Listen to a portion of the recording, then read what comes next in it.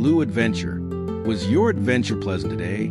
Come, sit with us by the fire and warm yourself on this cold night. As the flames chase away the chill, would you like to hear the tale of my journey? Very well. Make yourself comfortable, let the warmth embrace you, and listen closely to the story I am about to tell. The Lost Sword of the King.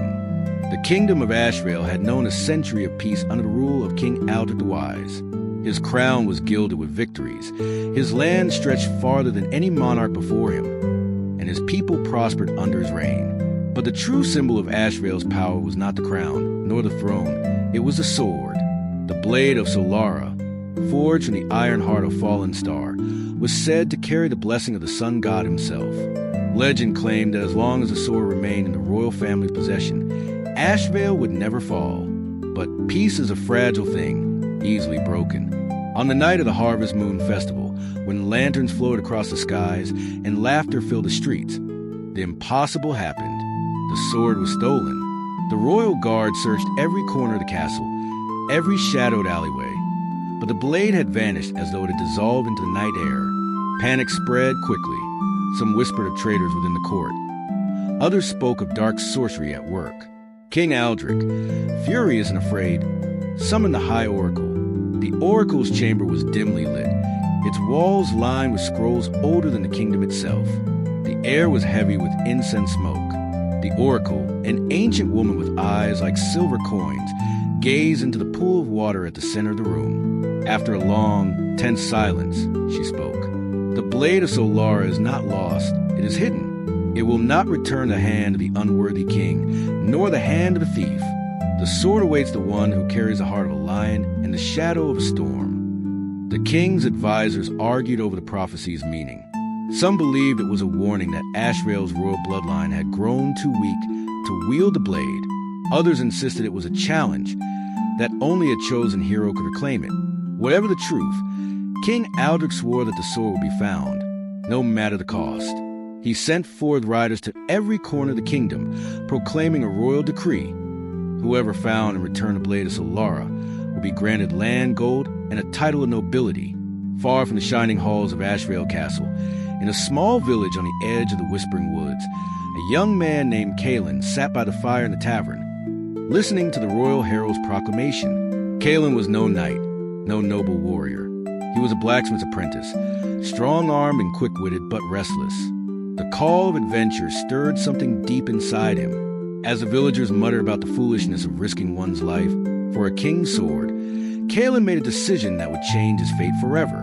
That night, under the same moon that had witnessed the sword's disappearance, Kalen packed his meager belongings, his father's old dagger, a cloak, and a pouch of bread. Before dawn broke, he left his village behind. He did not know where his road would take him, only that it began with the whisper of prophecy and the promise of the king's reward. The blade of Solar was out there, waiting for someone bold enough to find it, and Kalen intended to be that someone. Kalen's feet crunched on the frost-hardened earth as he left the sleeping village behind. The air was crisp, carrying the faint scent of pine and distant wood smoke. The road ahead was little more than a winding dirt path leading into the Whispering Woods, a place shrouded in superstition. The villagers claimed the forest was haunted by spirits and prowled by wolves with eyes that glowed like embers. But Kalen's determination burned hotter than his fear. By midday, he reached the forest's edge. The towering trees loomed over him like ancient guardians, their branches twisting together to blot out the sun. Each step deeper into the woods felt like stepping into another world. The sounds of birds and rustling leaves were replaced by an eerie stillness, broken only by the occasional creak of wood or the distant howl of a wolf. Kalen gripped the dagger at his side, more for courage than protection. As night fell, Kalen found a clearing near a fallen oak and built a small fire. The flickering flames cast long shadows that seemed to dance with a life of their own. He tried to rest, but sleep would not come easily. The words of the oracle kept circling his mind. The heart of a lion and the shadow of a storm. What did it mean? Was he truly meant to find the sword? Or was he simply a fool chasing a dream too big for a blacksmith's apprentice? The wind picked up, and with it came a sound that froze Kalen's blood. A low, guttural growl from somewhere beyond the firelight. Slowly, he rose to his feet dagger drawn. 2 glowing eyes appeared in the darkness, followed by a second pair and a third. Wolves. His heart pounded as he backed toward the fire.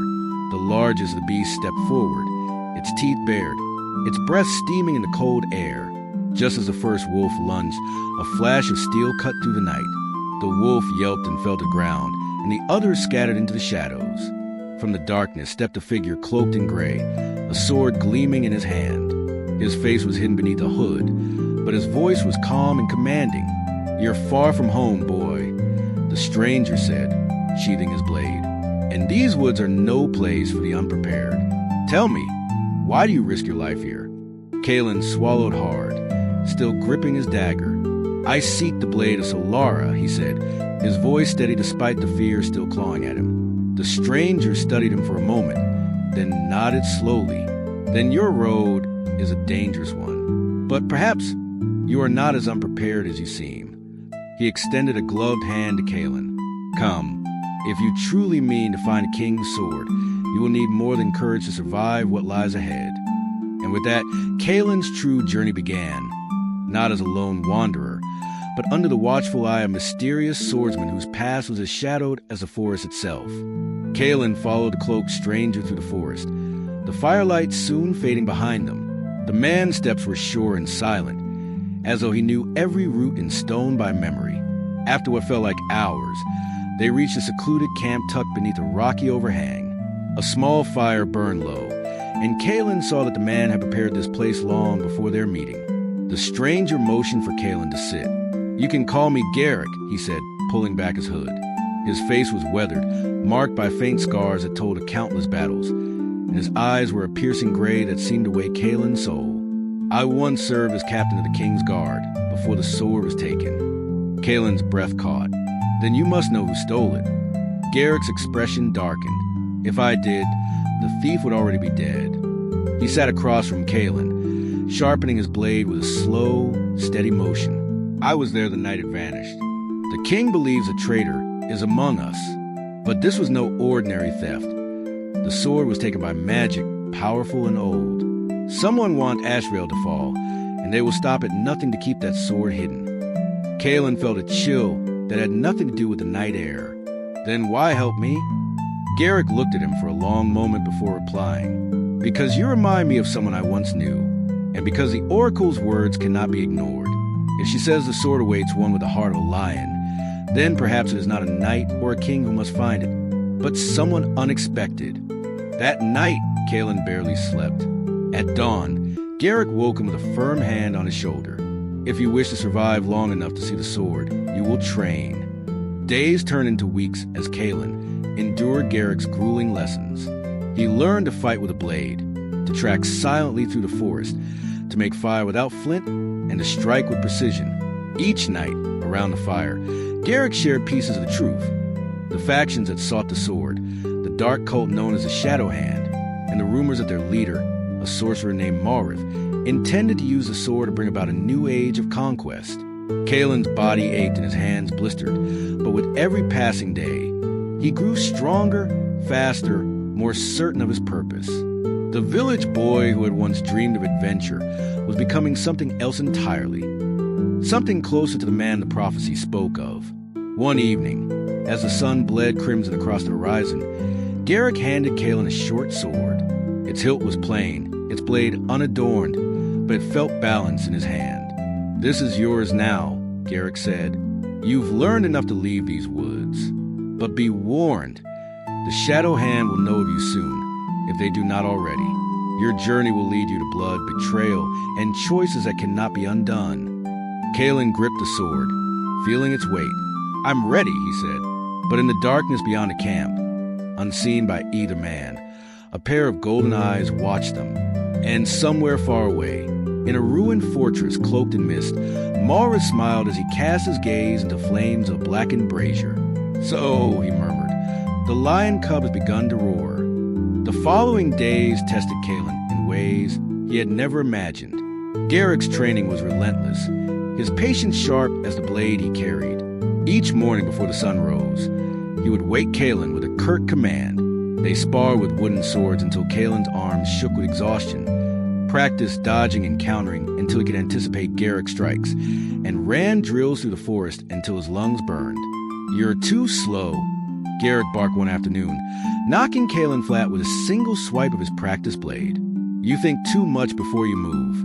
Out there, hesitation will kill you." Kalen grit his teeth and climbed his feet again, sweat dripping down his face. He was bruised, sore, more tired than he'd ever been, but a strange fire burned in him now. Every time he fell, he stood back up. Every time Garrick pushed him, he pushed back harder. At night, when the world grew quiet, Garrick told stories of the blade of Solara. "It wasn't just a weapon," he said one evening, his voice low as the firelight flickered across his scarred face. "It was a promise. When the king first claimed it, he swore Asheville would never bow to tyrants or invaders.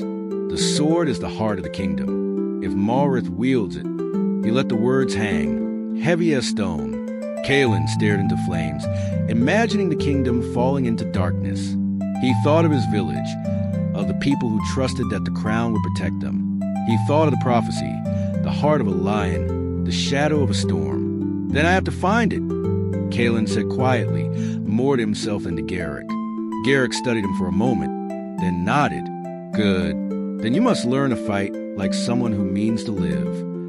The next day, Garrick introduced Kalen to real steel. The first time Kalen held a sword, its weight surprised him. It felt heavy, alive, as if it carried its own quiet purpose. Garrick showed him how to hold it, how to swing it without wasting strength, and how to listen to the rhythm of the fight. One evening, after weeks of training, Garrick tested Kalen with no warning. The two clashed in the clearing under a silver moon, the ringing of steel echoing through the trees. Kalen's arms trembled, but his strikes were no longer wild.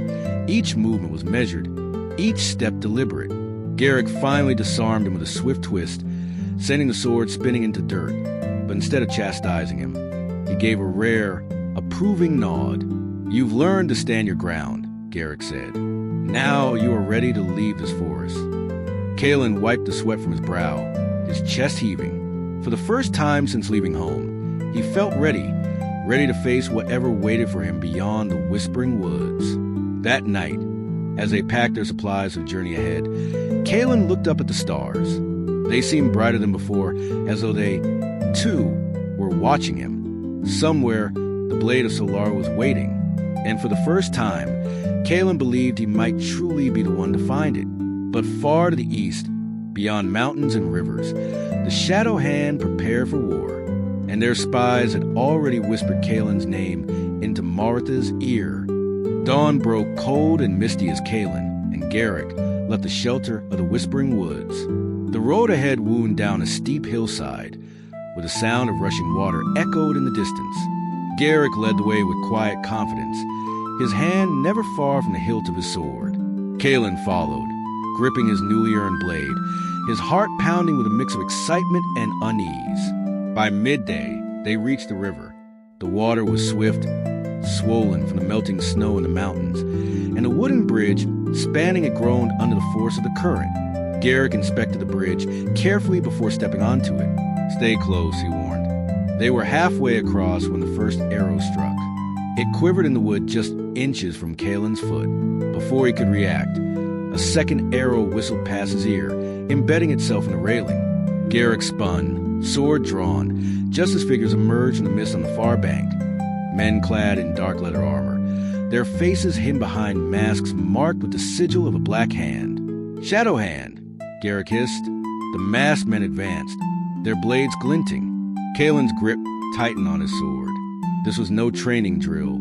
This was life or death. Garrick stepped forward, his stance steady, his voice low and sharp. "Kalen, remember what I taught you. Watch their feet, not their blades. Strike fast, strike true." The first attacker rushed them, and Garrick met him with a swift slash, sending him tumbling into the river below. Another leapt forward, and Kalen found himself face to face with an enemy for the first time. His breath caught in his throat, but his training took over. He ducked under the man's strike and swung low, his blade cutting across the attacker's leg. The man stumbled, and Garrick finished him with a clean thrust. More shadows poured from the mist, surrounding them on the bridge.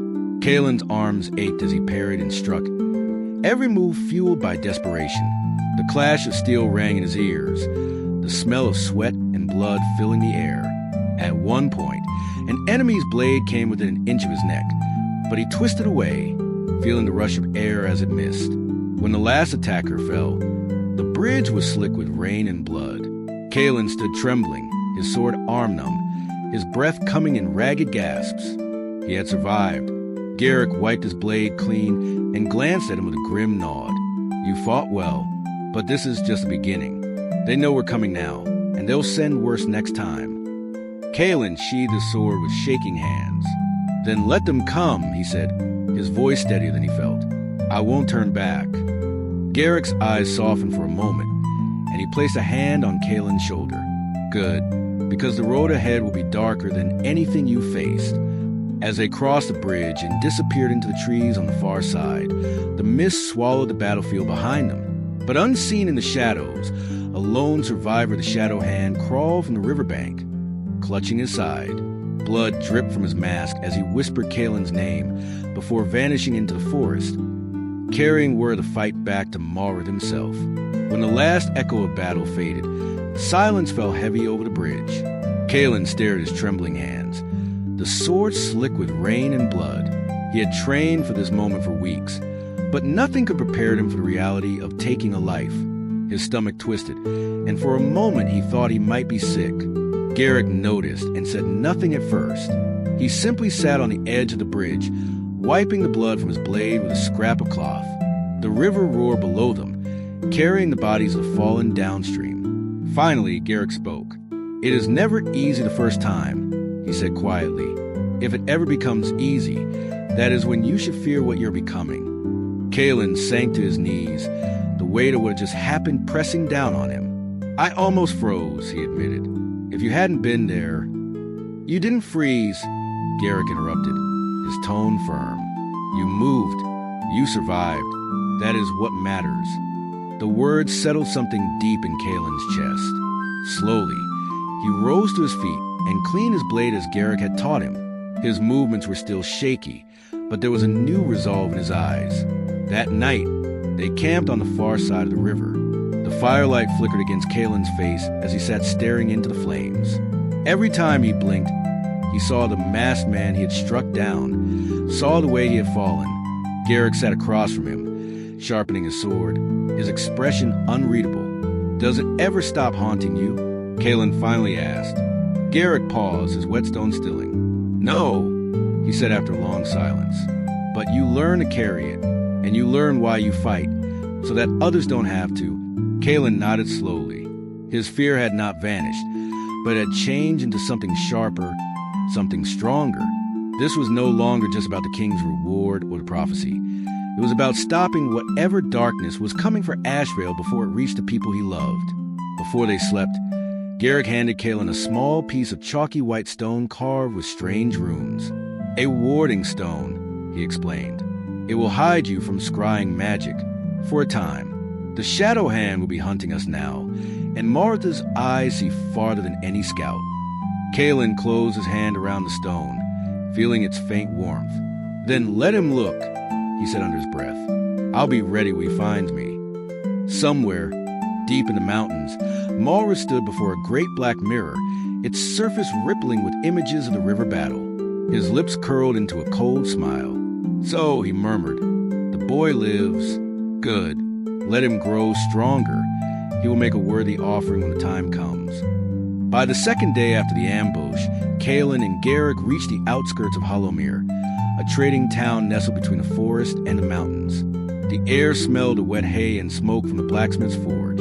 Merchants called out their prices in the bustling marketplace, and children darted between carts and wagons. To Kaelin, after weeks in the wild, the noise and life of the town felt overwhelming. This place is dangerous in its own way, Garrick warned as they passed through the wooden gates. The Shadow Hand has ears in every tavern and eyes in every alley. Keep your hood up and keep your sword close. They made their way to the Stag's Horn Inn, a 2-story building with creaking shutters and a warm glow spilling from its windows. Inside, the air was thick with the smell of stew and ale.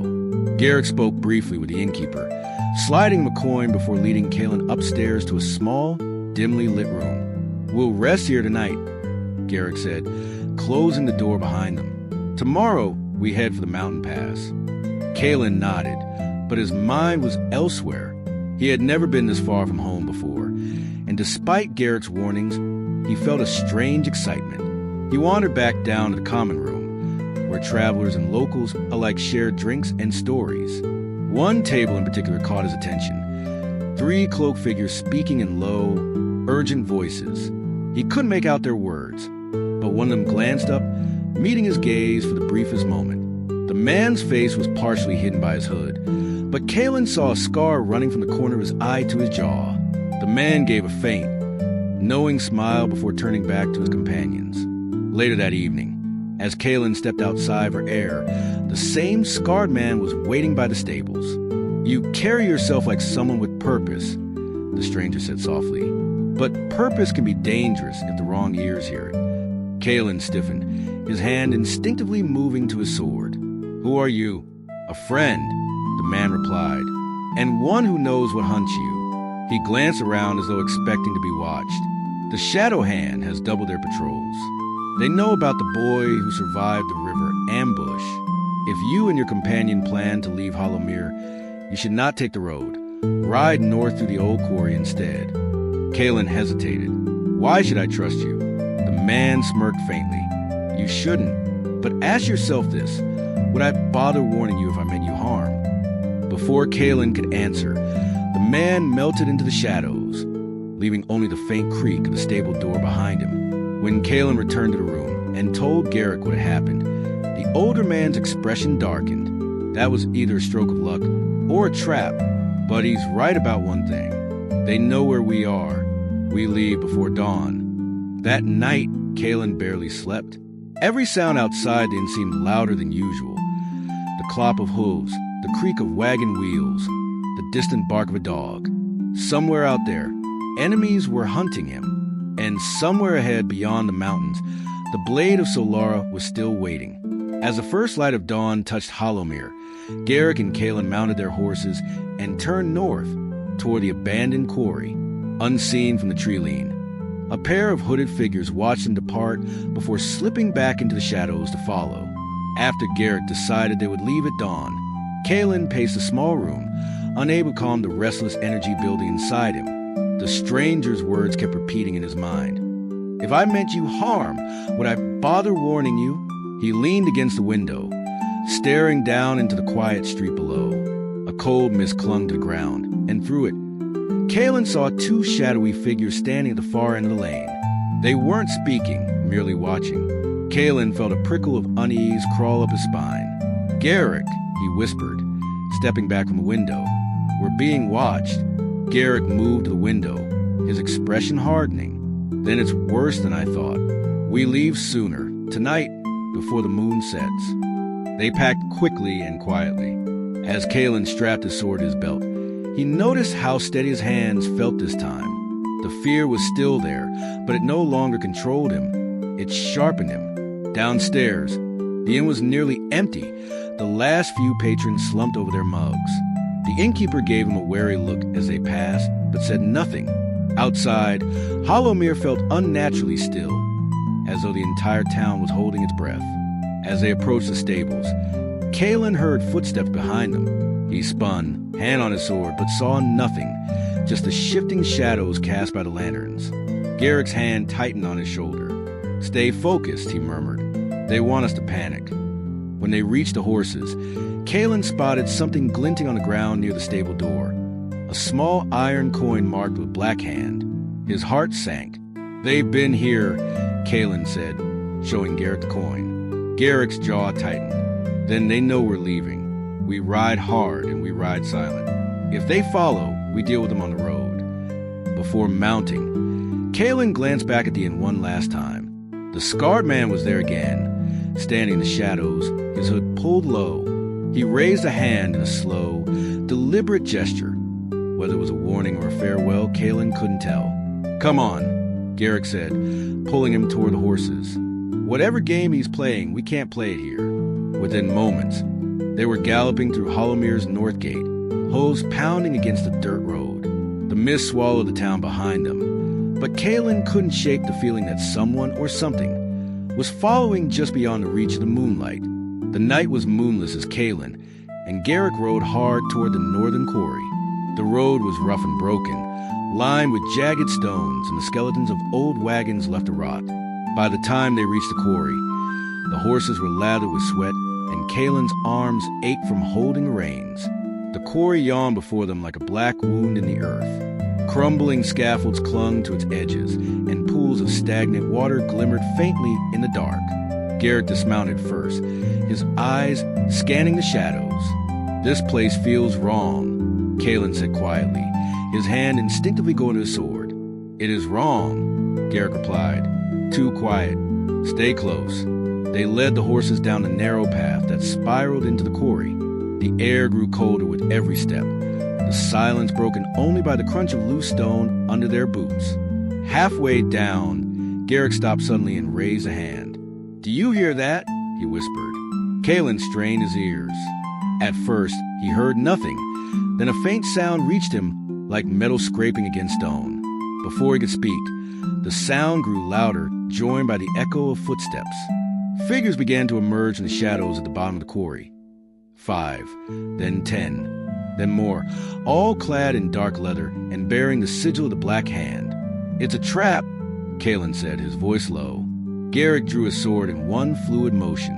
"Good. Then we stop running." The Shadow Hand soldiers advanced up the path, their torches casting twisted shadows across the quarry walls. Kalen's pulse pounded in his ears as he drew his blade. He felt the weight of every lesson Garrick had drilled into him. The stance, the timing, the control of breath. The first attacker lunged, and Kalen sidestepped, striking with a clean slash that sent the man tumbling off the narrow path. Another came at him from the side, but Garrick intercepted with a swift strike, cutting him down. The fight turned desperate as more enemies climbed the path. The confined space left little room to maneuver, and Kalen's arms began to ache with the effort deflecting blow after blow. The air was thick with dust and the clash of steel, the acrid smell of sweat and blood filling his nose.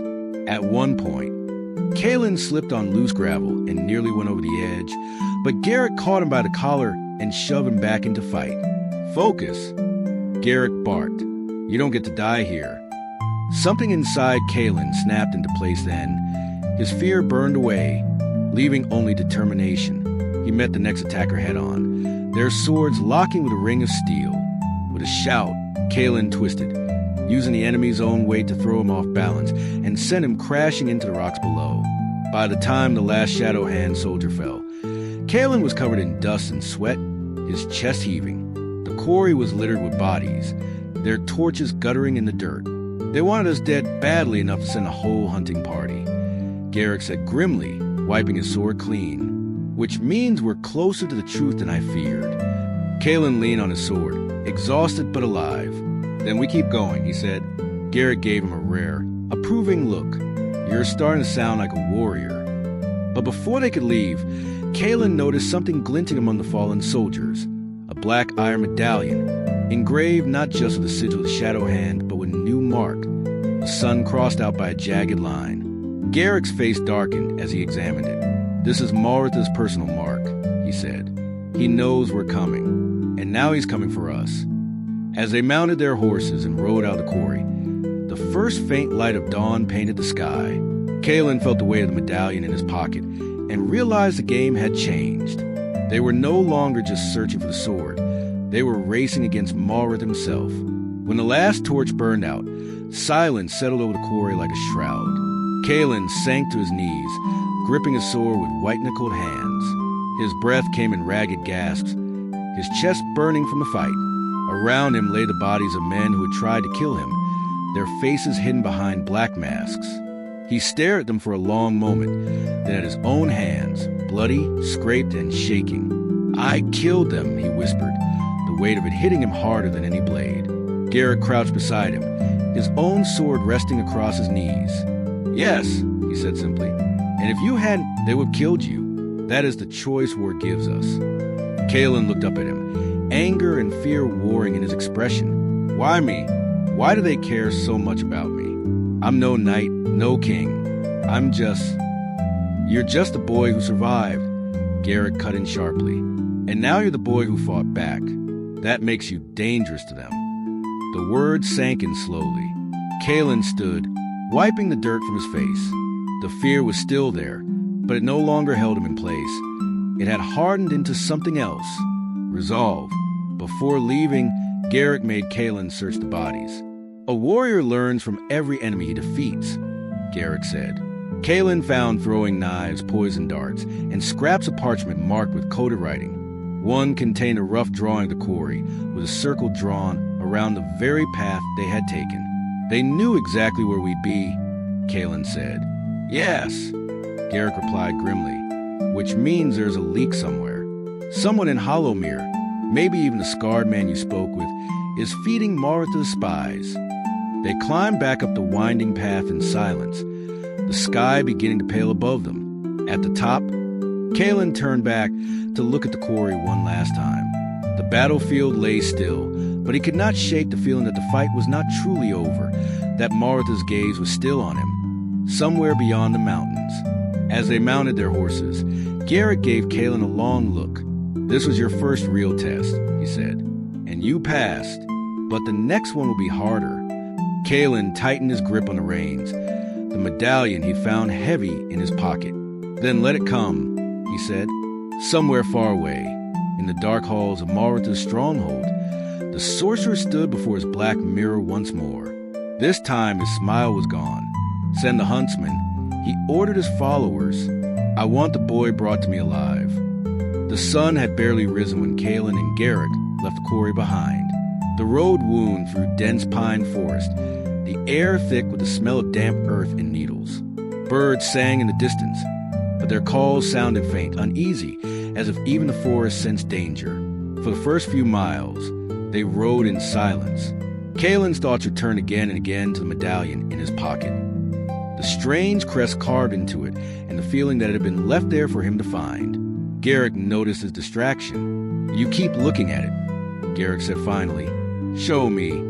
Kalen handed over the medallion. Garrick studied the symbol for a long moment. This belongs to the Order of the Dawn, he said at last. They were sworn protectors of the Blade of Solara until they vanished. Kalen's eyes widened. Vanished? No one knows why. Some say they were wiped out by Mara himself. Others that they went into hiding to wait for the true heir to rise.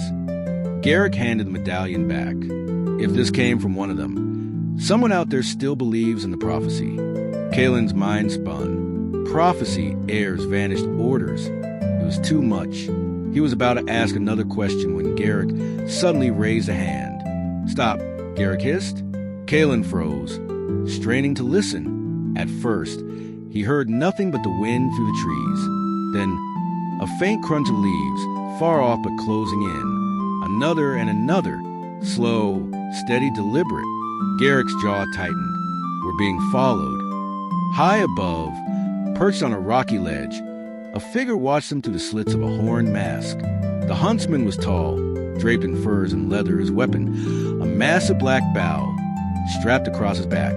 His hounds waited silently at his feet, their glowing eyes fixed on the riders below. Kalen felt the hairs on the back of his neck. Stand up. What do we do? We keep moving, Garrick said, mounting quickly. If it's who I think it is, fighting him now would be suicide. They spurred their horses into a gallop, the sound of pursuit following moments later. The crack of branches, the thud of paws against earth, and then the low, bone-chilling bay of the huntsman's hounds. Kalen's heart pounded as they raced through the forest. Arrows whistled past, striking trees so close he could feel the wind of their passing. One sliced through the edge of his cloak. Faster, Garrick shouted. They broke through the trees into a clearing where a narrow river ran. Without hesitation, Garrick urged his horse into water. Follow me. Riding through the stream will hide our scent. Kalen obeyed, the cold water splashing against his legs as they pushed upriver. Behind them, the hounds bayed again, but the sound grew fainter. After what felt like hours, they finally left the river and climbed into a rocky gorge where they could rest their horses. Kalen slid from the saddle, still shaking. Who was that? He asked. Garrick's expression was grim. The huntsman, Martha's most feared servant, he never stops, never sleeps, and never loses his prey. Kalen swallowed hard. Then he's still coming. Yes, Garrick said, drawing his sword and glancing back the way they came. And now, boy, our real journey begins. Far in the forest behind them, the huntsman knelt at the riverbank, running a clawed gauntlet through the water before lifting it to his mask. He had their scent, and he would not stop. Night had fallen by the time Kalen and Garrick found a small overhang of rock that offered shelter. They built no fire, for Garrick warned it would give away their position. Instead, they sat in the cold darkness, listening. Kalen could barely keep his teeth from chattering. How do you know he's still following us? Garrick's eyes swept the forest beyond, because that's what he does. Malrus sends a huntsman only when he wants someone found, or dead, and once he takes a trail, he never abandons it. Kalen gripped the hilt of his sword, though his hands were shaking. So what do we do? Just keep running forever? No, Garrick said. We run until we have an advantage. Then we turn. Kalen stared at him. You mean fight him? Garrick nodded grimly. If we don't, he will hound us until we collapse. And when that happens, he'll kill us both. Silence stretched between them, broken only by the faint rustle of leaves. Kalen's thoughts went back to the village he'd left behind. The blacksmith's forge, his mother's smile, the life that now felt like a dream. He could not let the huntsman end him before he even understood why fate had chosen him. Then teach me, Kalen said finally, surprising himself with the steadiness of his own voice. If I have to fight him, I won't die without trying. Garrick's expression softened slightly. He reached into his pack and withdrew a small bundle wrapped in cloth. Inside was a dagger, its blade dark as night, but edge so fine it gleamed even in the moonlight. This belonged to a friend of mine, Garrick said quietly. He fell to Martha's soldiers years ago. Keep it close. You may need it before long. Kalen took the dagger and felt a strange weight settle over him, heavier than steel, the weight of what was coming. Suddenly, a sound split the stillness. A single long howl. The hounds.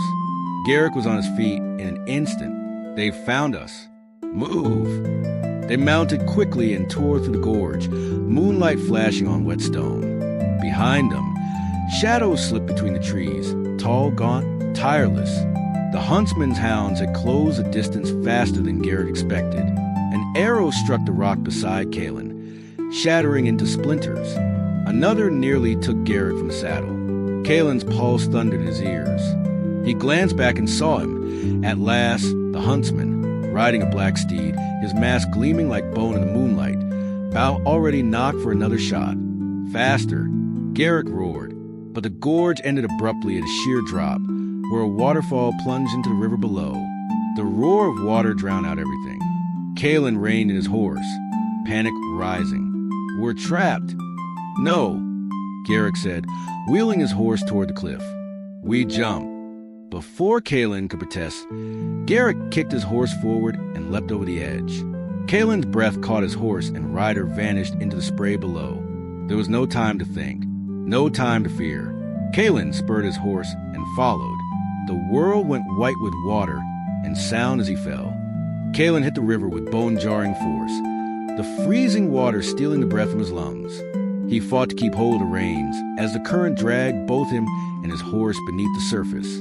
For a moment, there was only darkness, cold, and the deafening roar of the waterfall. Then his head broke through, and he gasped for air, kicking and pulling until he reached calmer waters. Garrick was already there, clinging to a boulder downstream. Kalen guided his horse toward him, shivering violently.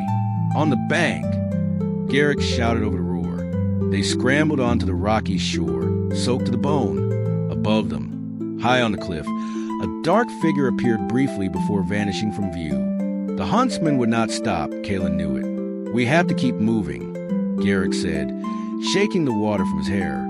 He'll find a way down. He always does.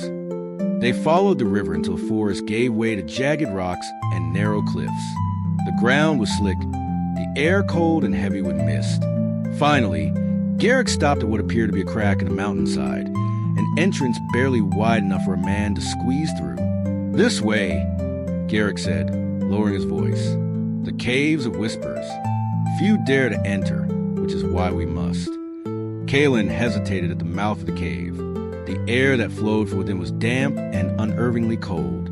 There was a sound, soft, almost human, as though voices whispered from somewhere deep inside. "Why do they call it that?"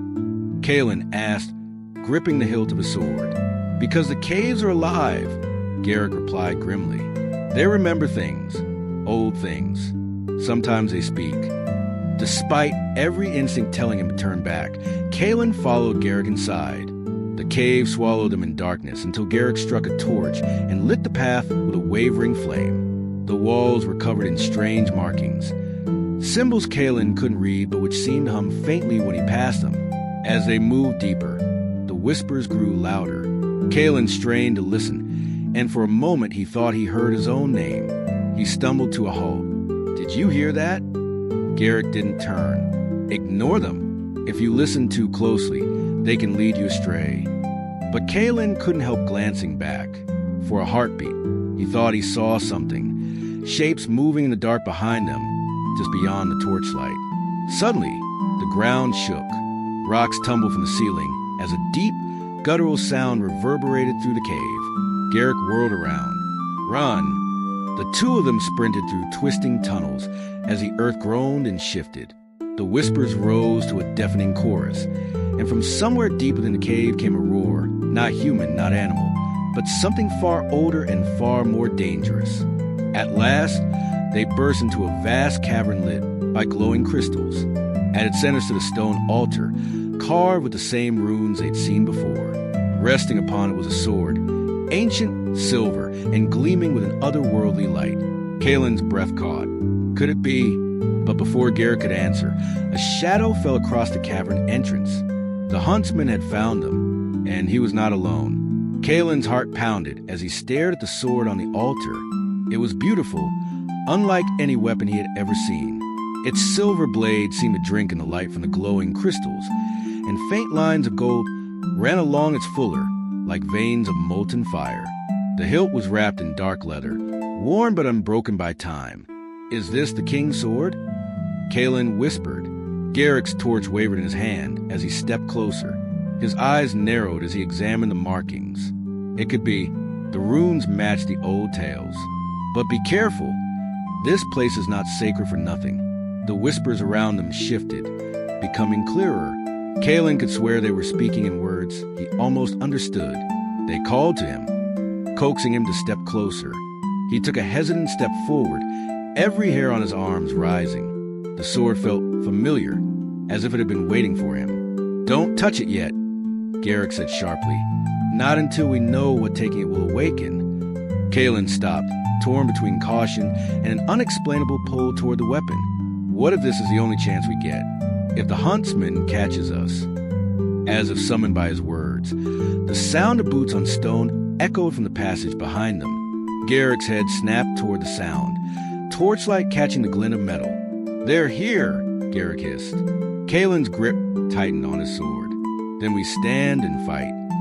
But before either of them could move, a low rumble rolled through the cavern. The glowing crystals pulsed with light, and the whispers became a chorus of voices, some pleading, others warning. The air turned heavy, charged with something ancient and alive. Garrick swore under his breath, "You fool, the cave is waking." A shadow stretched across the wall, the unmistakable silhouette of the huntsman entering the cavern. Kalen felt his chest tighten. The enemy's presence seemed to make the cave colder, as if the darkness itself welcomed him. The huntsman's voice cut through the air like a blade. "Step away from the altar, boy. That sword does not belong to you." Kalen raised his chin, defiance sparking in his chest. "Then come and take it." The huntsman took one slow, deliberate step forward, and the sound of steel being drawn echoed through the cavern. Something deep within the earth roared again, louder this time, shaking the ground beneath their feet. Kalen realized they had only seconds before everything around them erupted into chaos. The cavern trembled as the huntsman advanced, his twin blades glinting like fangs in the flickering crystal light. Kalen's heart hammered in his chest. The whispers around him became a storm of voices, some shouting for him to take the sword. others screaming warnings of doom. Garrick grabbed Kaelin's shoulder. "Listen to me," he said urgently. "If you touch that sword, there may be no turning back. The legends say it chooses its wielder, but it may also demand a price." Kaelin looked from Garrick to the altar, then to the shadowed figure of the huntsman. There was no time to think. The enemy closed the distance with predatory precision, his boots crunching against the stone. With a sudden roar, Kaelin lunged forward and grasped the sword. The instant his fingers touched the hilt, a shock of energy surged through his arm, slamming into his chest. The cavern blazed with light. Kaelin cried out as the whispers became one unified voice, deep and resonant. "The heir is chosen." The blade burned in his grip, yet he could not let go. It felt alive, as though it was breathing with him, its power rushing into his very bones.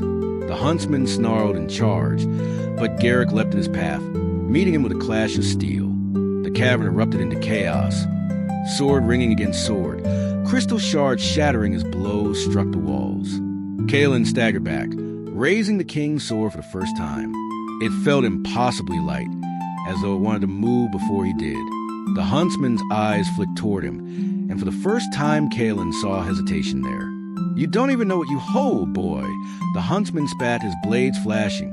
"That power will destroy you." Kaelin gritted his teeth and stepped forward, the sword blazing with golden light.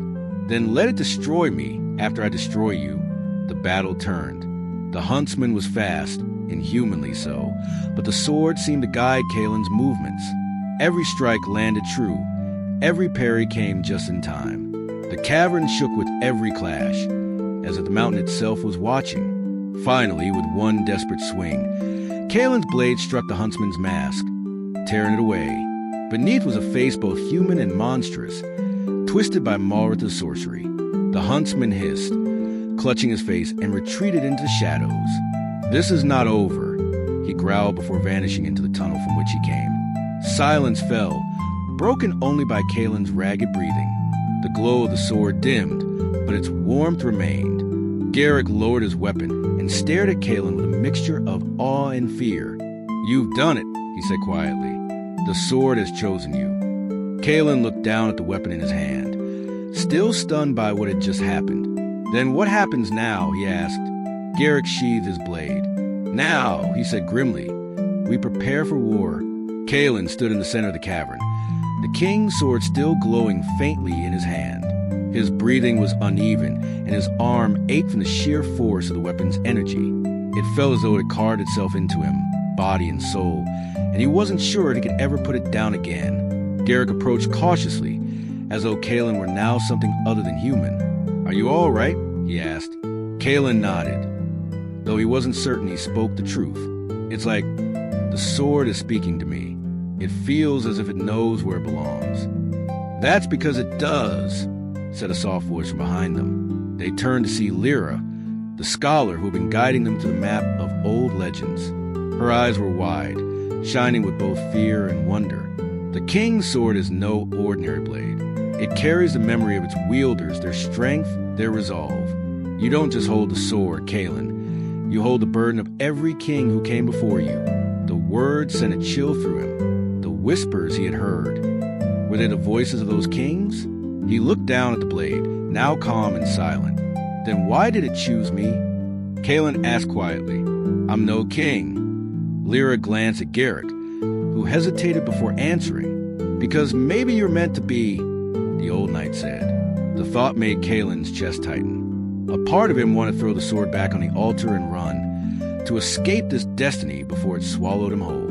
But then he remembered the burning villages, the frightened faces of the children he had seen on the road, the banners of Malratha's armies approaching from the north. He tightened his grip on the hilt. "If this sword can help me stop Malrath, then I'll carry it, no matter what it costs me." Garrick's face softened. "Spoken like a true king," he said. Before they could speak further, a deep rumble echoed through the cavern. Dust rained down from the ceiling as the ground trembled beneath their feet. The battle had awakened something in the mountain. "We have to go," Lyra urged. "The cave won't hold much longer." Together, they fled through the winding tunnels, Kaelin holding the glowing sword aloft to light their way. The ground cracked behind them. swallowing stalagmites into the dark. By the time they stumbled out into the moonlit valley, the cavern had begun to collapse entirely, sealing the altar forever under the mountain's weight. Kalen stood under the stars, the cool night air on his face. For a moment, he felt the enormity of it all: the sword, the huntsman, the war that was coming. The journey to find the weapon was over, but the true battle had only just begun. The dawn was cold, painting the valley in muted silver as Kalen stood on a cliff overlooking the lowlands. Garrick and Lyra joined him, their cloaks drawn tight against the chill wind. Below them lay the scattered villages of the southern plain, small, fragile dots against a world that was about to change forever. "We have to warn them," Kalen said, his hand resting on the hilt of the king's sword. "If Maritha's army is already marching, they'll be here within a fortnight. And if we tell them," Garrick said grimly, "most of these people don't even believe the crown has a rightful heir. Some think the king's line died out generations ago. They won't follow you just because you carry the sword." Lyra looked thoughtful. "Then show them," she said. "Let them see with their own eyes that the blade has chosen you. Legends may be doubted, but a glowing sword cannot be denied." So Kalen and his companions descended into the villages. One by one, they gathered the farmers, the hunters, the smiths, and spoke to them of the threat that approached. Many were skeptical, their faces lined with mistrust. Others scoffed, saying they had heard rumors of war before and had survived them all. But when Kalen drew the king's sword, the air itself seemed to change. Its light spilled across the gathered crowd, casting their faces in gold. The murmurs died. The sword pulsed once, almost like a heartbeat, and the villagers fell silent. "It has returned," one old man whispered, "the sword of the true king." A ripple of hope spread among the people. By the end of the day, a dozen young men and women had pledged to join Kalen. By the end of the week, a small force was forming, a ragtag band of farmers, hunters, and traders who would follow him into the coming storm. But the enemy was not idle. Far to the north, Mara stood atop a black stone tower, gazing into a basin of shimmering water. Within its depths, he saw Kalen holding the sword, saw the fire in his eyes, saw the people beginning to gather. "So," Mara said, his lips curling into a sneer, "the boy thinks he can play king." He turned to his lieutenants. "Send word to generals. We march tonight. Burn every village that dares stand with him." As Kalen trained with Garrick and rallied more allies, dark smoke soon began to rise on the horizon. The first of the villages had fallen, its people slaughtered. The war had begun. Kalen stood in the center of the camp, the firelight glinting off the sword. Fear rippled through the camp at the sight of the smoke, but Kalen forced himself to stand tall. "This ends here," he said to his followers. "If we run, Marith will burn every home, every field, every soul until there is nothing left. But if we stand together, if we fight, we can stop him. We will stop him."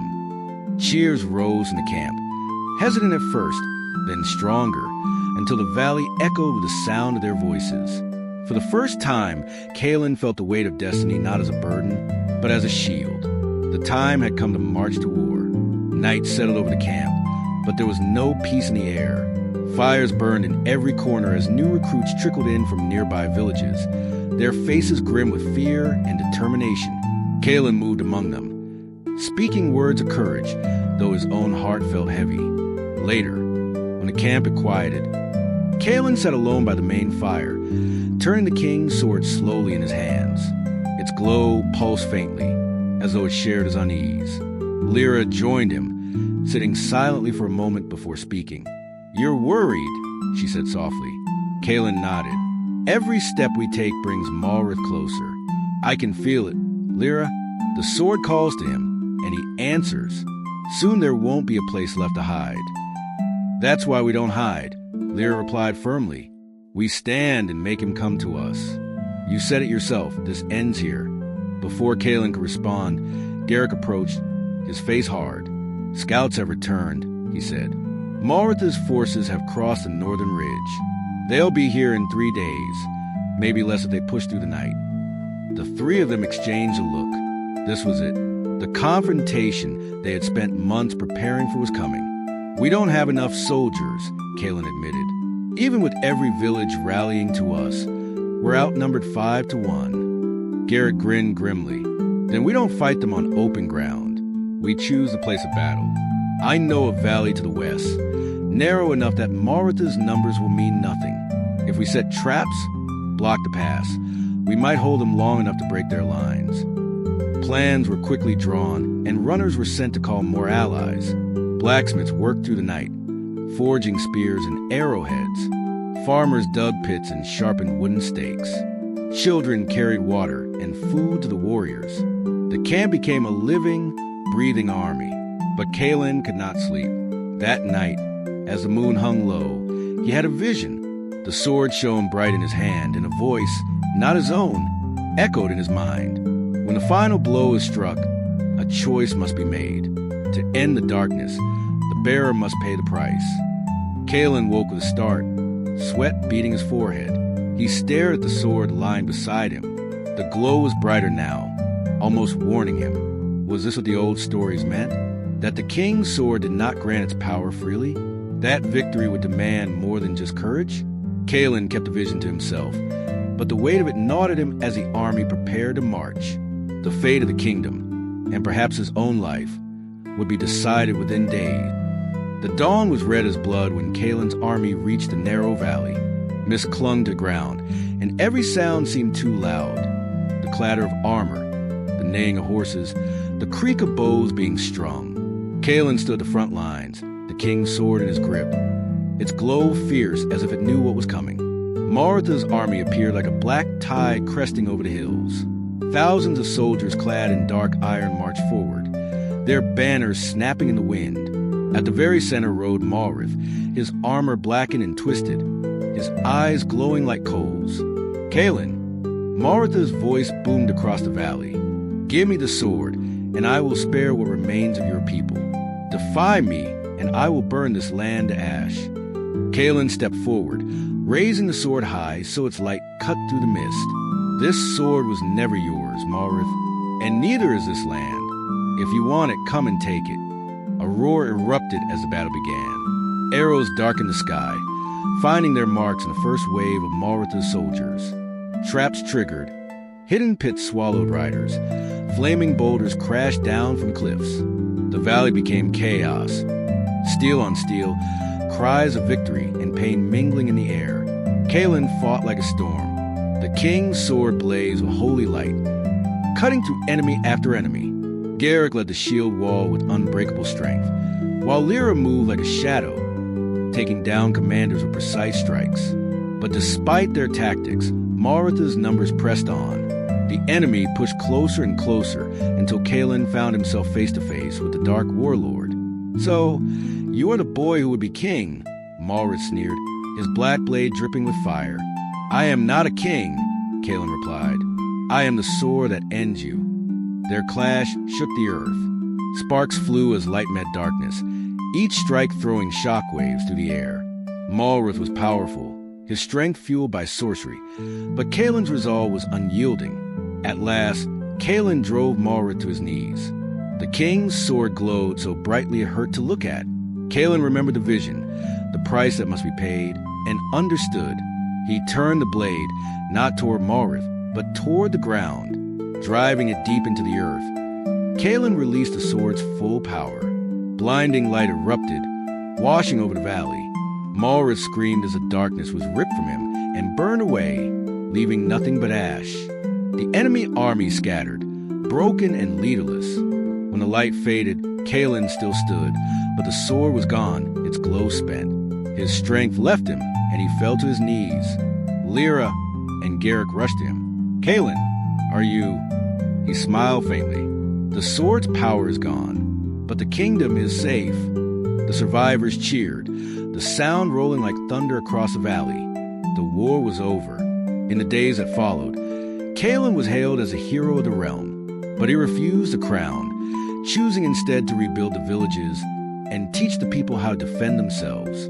The king's sword was lost once more, buried somewhere deep beneath the earth, its purpose fulfilled, until it might be needed again. And so ended the tale of the lost sword and the boy who carried it. Not a king, but a guardian, whose name would be remembered for generations. The air was unnaturally still that morning, as if the entire world was holding its breath. Kalen stood at the crest of the valley, the king's sword at his side, its light pulsing faintly like a heartbeat. Behind him, his companions waited in tense silence. Garrick sharpening his axe, Lyra scanning the hills, Soren whispering a prayer. "You don't have to do this alone," Lyra said quietly. Kalen gave her a small smile. "I know, but this fight has always been mine." Before she could answer, the sound of horns echoed from the far end of the valley. Maritha's army appeared in the distance, a sea of dark banners and iron. Their march made the ground tremble, the metallic rhythm of thousands of boots pounding like a war drum. Garrett cursed under his breath. "By the gods! I've never seen so many." Kalen drew the sword, and its glow flared to life, cutting through the fog. "Hold your ground," he commanded. "Today we end this." The two armies stood across from each other, silence hanging like a blade over the valley. Then Marith rode forward, his black warhorse snorting smoke. His armor gleamed like obsidian, and his eyes burned red. "Kalen," he called, his voice carrying across the battlefield. "Return the sword to me, and I will spare you a quick death." Kalen raised the blade high. "The sword is not yours, Marith, and neither is his kingdom." Marith snarled and lifted his own blackened blade. "Then die with them." The first wave of Maritha's soldiers surged forward, and the valley erupted into chaos. Arrows whistled through the air, striking shields and flesh. Kalen's forces met them with steel and fury, holding the narrow pass. Kalen himself waded into the heart of the battle, the king's sword blazing like a star. Every swing of the blade cut through darkness, striking down foes as the sword itself guided his hand. But for every enemy that fell, two more seemed to rise. The battle raged what felt like hours, until Kalen saw Marith cutting a path straight toward him. The two locked eyes across the field, and Kalen knew the final confrontation had come. The battlefield seemed to fall away as Kalen and Marith closed the distance. Every clash of steel, every cry of war faded beneath the pounding of Kalen's heart. Marith dismounted, his black cloak swirling behind him as he stalked forward. "You think you are chosen, boy," he sneered. "You are nothing but a frightened child with a stolen toy." Kalen leveled the glowing blade. "This sword was never yours to claim. It was meant for the one who would defend the kingdom, not enslave it." Martha's laugh was cold, hollow. "Then let us see who it truly answers to." Their blades met in a blinding clash of light and shadow. Sparks burst into the air as steel rang against steel.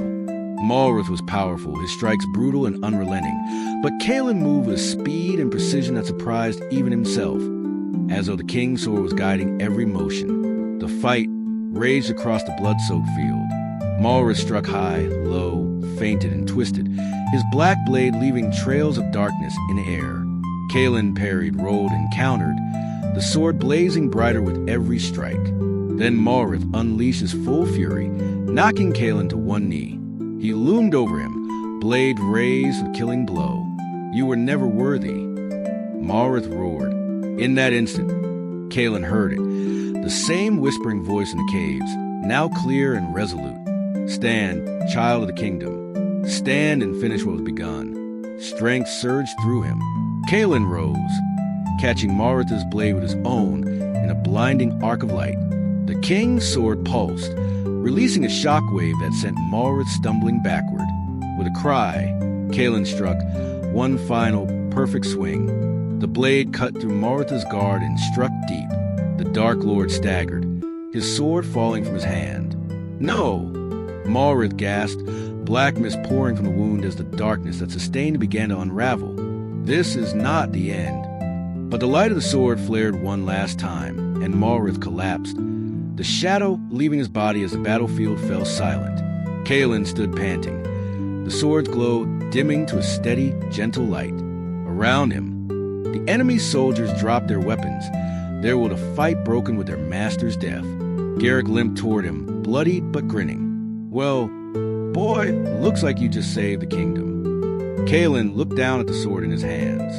For the first time, it felt at peace, as though it finally found the one it had been waiting for. He raised it high, and the surviving soldiers on both sides bowed their heads. The kingdom was free. How was my story today? Is your body feeling warm now? If you're interested in hearing more of my stories, come back to this spot while you rest after your long journey.